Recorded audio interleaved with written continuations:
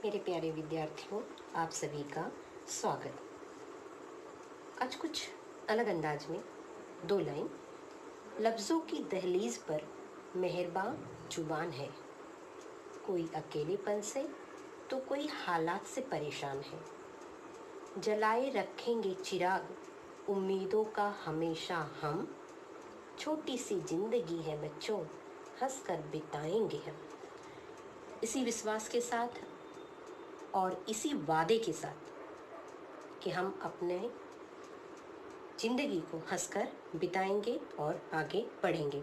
बच्चों, आज हम 3.2 का पहला, दूसरा और चौथा सवाल हल करेंगे, क्योंकि जो तीसरा था वो हम इसके पहले वाले वीडियो में हल कर चुके हैं, जो कृति था। तो पहला सवाल हम देखते हैं क्या है। परस्पर अंतःस्पर्श करने वाले दो वृत्तों की त्रिज्याएं क्रमशः 3.5 सेंटीमीटर तथा 4.8 सेंटीमीटर हो तो उनके केंद्रों के बीच की दूरी ज्ञात कीजिए। एक है अंतःस्पर्शी और दूसरा सवाल इसी से रिलेटेड है। बाह्य स्पर्शी दो वृत्तों की त्रिज्याएं क्रमशः 5.5 सेंटीमीटर तथा 4.2 सेंटीमीटर हो तो उनके केंद्रों के बीच की दूरी ज्ञात कीजिए। अब हमने देखा था कल, और इसका हल देखते हैं। कल प्रमेय पढ़ते समय भी हमने इस पर थोड़ी सी चर्चा की थी। बच्चों, ये है अगर बाह्य स्पर्शी, और देखिए आप अगर किसी एक को सरकाते हो तो ये सरकेगा, लेकिन अगर दोनों को एक साथ करोगे तो ये सिर्फ धागे के साथ ही घूमेगा। दोनों को घुमाएंगे तो ये धागा भी घूमेगा। धागा मतलब कि बिंदु है। तो कभी भी हम इस तरह समझिए कि प्रैक्टिकल है। ये दो वृत्त बाह्य स्पर्शी एक ही बिंदु पर स्पर्श करते हैं और इसी तरह से ये अंतःस्पर्शी भी एक ही बिंदु पर स्पर्श करते हैं। और अगर इनके स्पर्श बिंदुओं से कोई रेखा जाए तो वह बिंदु भी इसी रेखा पर होती है। वह बिंदु भी इसी रेखा पर होगी और ये इनके केंद्र से मिलाने वाली एक ही रेखा होती है। अगर उस पर कोई केंद्रों के बीच की दूरी जो होती है उस पर अगर हम लंब खींचते हैं तो एक और एक इसी सिंगल एक बिंदु पर सभी मिलते हैं, चाहे अंतःस्पर्शी हो और चाहे वह बाह्य स्पर्शी हो। दोनों ही सिचुएशन में एक ही बिंदु और एक ही रेखा पर मिलते हैं। ये आपने देखा। हम चलते हैं अब सवाल को हल करने में।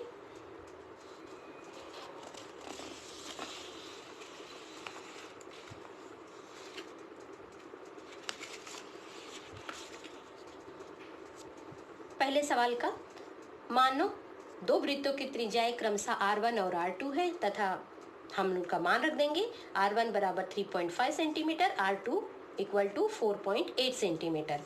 प्रश्नानुसार दोनों वृत्त अंतःस्पर्श करते हैं, ये बात हम लिखेंगे। इसके बाद स्पर्श वृत्त प्रमेय के अनुसार अंतःस्पर्शी वृत्तों के केंद्रों के बीच की दूरी उनके त्रिज्याओं के अंतर के बराबर होता है। ये एक वाक्य, अब दो, चाहे अंतःस्पर्श हो चाहे बाह्य स्पर्श हो, ये आपको याद रखना है। क्या? स्पर्श वृत्त प्रमेय के अनुसार अंतःस्पर्शी वृत्तों के केंद्र के बीच की दूरी उनकी त्रिज्याओं के अंतर के बराबर होता है। अतः इसलिए केंद्रों के बीच की दूरी बराबर बड़ी त्रिज्या माइनस छोटी त्रिज्या, क्योंकि ये अंतःस्पर्शी है इसलिए हम माइनस करेंगे, घटाएंगे। इसलिए R2 minus R1 equal to 4.8 minus 3.5 और घटाने पे हमें उत्तर मिलता है 1.3। हम अपना उत्तर लिख देंगे। उनके केंद्रों के बीच की दूरी बराबर 1.5 सेंटीमीटर, सॉरी 3 सेंटीमीटर, 1.3 सेंटीमीटर। दूसरा, इसी तरह से हल प्रश्नानुसार दोनों वृत्त बाह्य स्पर्श करते हैं, इसलिए स्पर्श वृत्त प्रमेय के अनुसार बाह्य स्पर्शी वृत्तों के केंद्रों के बीच की दूरी उनकी त्रिज्याओं के योगफल के बराबर होता है। अब जो मानने वाली बात है वो जैसे पहले सवाल में हमने माना था R1 बराबर इतना, R2 बराबर, इसमें भी आप मान लोगे। R1 equal to 5.5, R2 equal to 4.2, क्योंकि ये बाह्य स्पर्शी है इसलिए उनके केंद्रों के बीच की दूरी उनके त्रिज्याओं के योगफल के बराबर होगा। हम लिख दिए R1 plus R2 equal to 5.5 plus 4.2 and equal to 9.7 centimetre. हमारा उत्तर होगा उनके केंद्रों के बीच की दूरी 9.7 सेंटीमीटर। ये हुआ हमारे वाक्यों से लिखने के लिए। अगर आपको डायग्राम बनाकर करना है कि जैसे हमने बता दिया, इस तरह से आप अगर आपको वाक्य नहीं लिखना है तो आप दो ऐसी आकृति बना दीजिए कि ये अंतःस्पर्शी है और मान लीजिए R1 3.5 सेंटीमीटर, R2 4.8 सेंटीमीटर, और ये बता दीजिए कि A केंद्र वाले तथा B केंद्र वाले दो वृत्त अंतःस्पर्श करते हैं। किस पर? बिंदु C पर। एक आप डायग्राम बना के बताएंगे, इसलिए distance from A to B equal to R2 minus R1। इस तरह से भी आप हल कर सकते हैं। ये दूसरी विधि है, आकृति बनाकर, और या आप पूरे वाक्यों को लिखकर ऐसे करेंगे तो भी ये दोनों विधियों से ये सवाल हल किया जा सकता है, यानी पहला और दूसरा दोनों भी। इस तरह से हम वाक्य में अपनी बातों को वाक्य में लिखकर कर सकते हैं, और या हम डायग्राम बनाकर भी इस तरह कर सकते हैं। अब चलते हैं हम चौथे सवाल पर। चौथा सवाल, चौथे सवाल में हम पढ़ेंगे आकृति में P तथा Q। ये हमारी आकृति दी है और यह आकृति आपको भी बनानी होगी सवाल हल करते समय। आकृति में P तथा Q केंद्र वाले वृत्त एक दूसरे को R बिंदु पर स्पर्श करते हैं। बिंदु R से जाने वाली रेखा, ये रेखा बताई गई है कि R से जा रही है। R से जाने वाली रेखा उन वृत्तों को क्रमशः बिंदु A तथा B पर प्रतिच्छेदित करती है। तो सिद्ध करना है क्या क्या? हमें इस सवाल में तीन चीज सिद्ध करना है। सिद्ध कीजिए रेखा AP समांतर रेखा BQ। सिद्ध कीजिए त्रिभुज APR समरूप त्रिभुज RQB। और यदि कोण PAR का माप 35 डिग्री हो तो कोण RQB का माप ज्ञात कीजिए। तो ये हमारा सवाल है। चलो जल्दी से हम हल करते हैं। ये हमारी आकृति है, आकृति हमारे साथ ही रहेगी और हमें इसका अब सवाल हल करते हैं।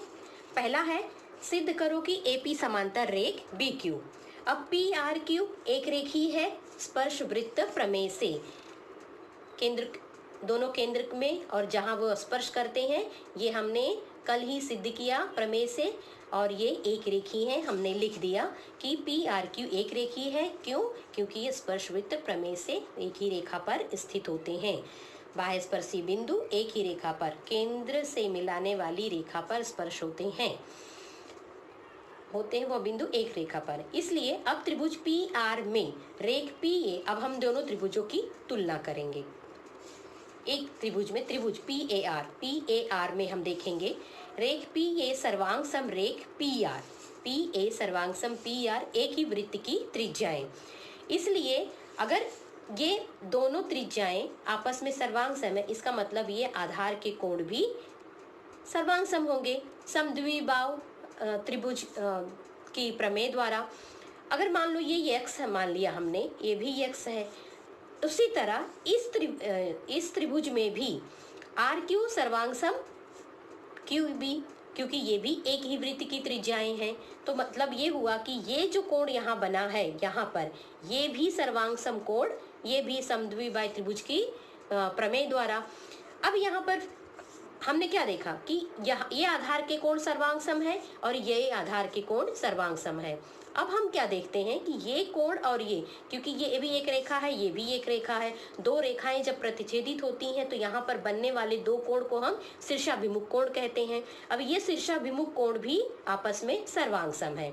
अगर ये यहाँ मैंने x लिखा है, ये y लिखा है, अगर x बराबर y है यहाँ का, तो इसका मतलब ये x बराबर और ये y भी आपस में बराबर होंगे।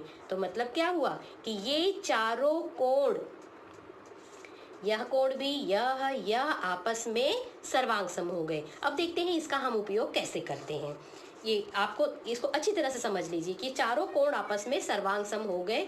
ये तो दो हुए सर्वांग सम समद्विबाहु त्रिभुज के प्रमेय से, ये भी समद्विबाहु त्रिभुज के प्रमेय से, और ये शीर्षाभिमुख कोण से। चलो फटाफट हम लिख लेते हैं। तो त्रिभुज PAR में एक ही वृत्त की त्रिज्या है, इसलिए कोण PAR सर्वांग सम कोण PRA समद्विबाहु त्रिभुज के प्रमेय से। और QRB में रेख QR सर्वांग सम रेख QB, ये भी एक ही वृत्त की त्रिज्या है जैसे हमने देखा, इसलिए QRB सर्वांग सम QBR। ये हम पहला कथन लिखेंगे, इसको एक कथन नंबर देंगे, ये भी समद्विबाहु त्रिभुज के प्रमेय से। परंतु QRB सर्वांग सम कोण QRB सर्वांग सम कोण PRA शीर्षाभिमुख कोण, जैसे मैंने आकृति में बताया ये दोनों कोण शीर्षाभिमुख है, आप उसका नाम लिख लीजिए PRA और QRB। QBA यहाँ पे शीर्षाभिमुख, हाँ PRA शीर्षाभिमुख कोण से। अब जैसे मैंने कहा कि अर्थात मैंने इसको स्टार दिया है पॉइंट को, आप ध्यान से देखना कि चारों कोण आपस में सर्वांग सम हो गए, इसको हम कथन देंगे 4 नंबर।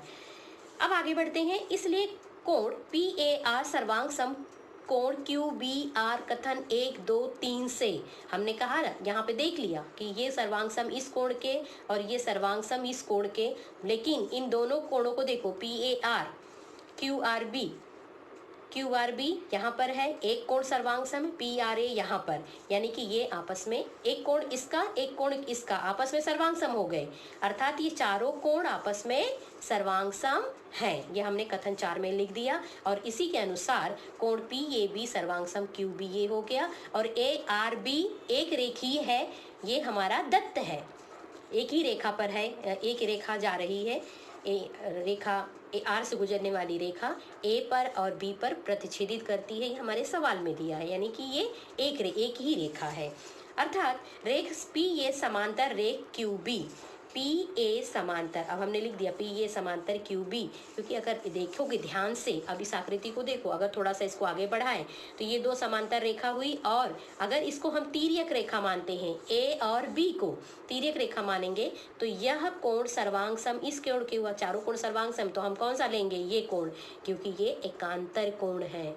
तो एकांतर कोण कसौटी के अनुसार, एकांतर कोण कसौटी के अनुसार हम यहाँ लिख देंगे कि PA समांतर रेखा QB एकांतर कोण कसौटी। ठीक है, तो हमने इस तरफ से ये सिद्ध कर दिया, तिर्यक रेखा ARB है और PA QB समांतर हो गया, कैसे, एकांतर कोण कसौटी से, ये दोनों कोण एकांतर है। ठीक है, अब दूसरा हम करते हैं, सिद्ध करो त्रिभुज APR समरूप त्रिभुज RQB। अब दोनों त्रिभुजों की तुलना करेंगे और तुलना करके दोनों त्रिभुजों को हम समरूप सिद्ध कर देंगे। 2 कोण हमने देख ही लिया, दोनों में दोनों कोण, एक यहाँ पर एक यहाँ पर सर्वांग सम है, तो को कसौटी से तो लिख देंगे फटाफट, कोण PAR सर्वांग सम QRB और कोण PRA सर्वांग सम QBR। आपके पास आकृति होगी तो आप फटाफट नाम लिख लोगे।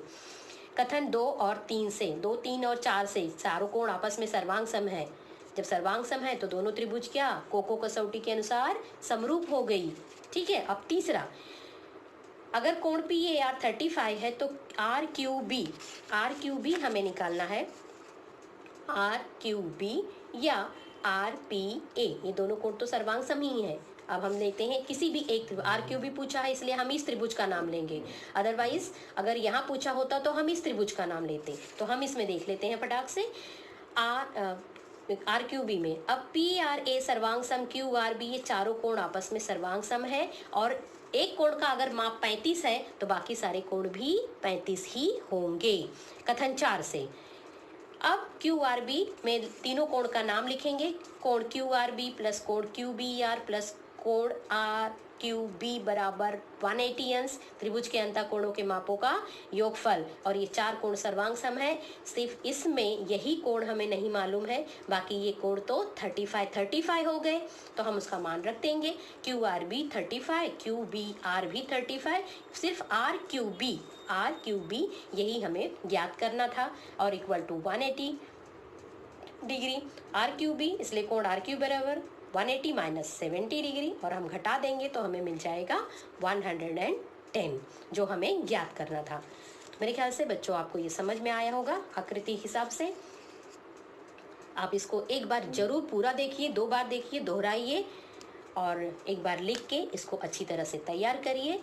अब मिलते हैं अगले वीडियो में, तब तक खुद को प्रेरित करते रहिए और गणित को लिखकर समझकर पढ़ते रहिए। थैंक यू बच्चों।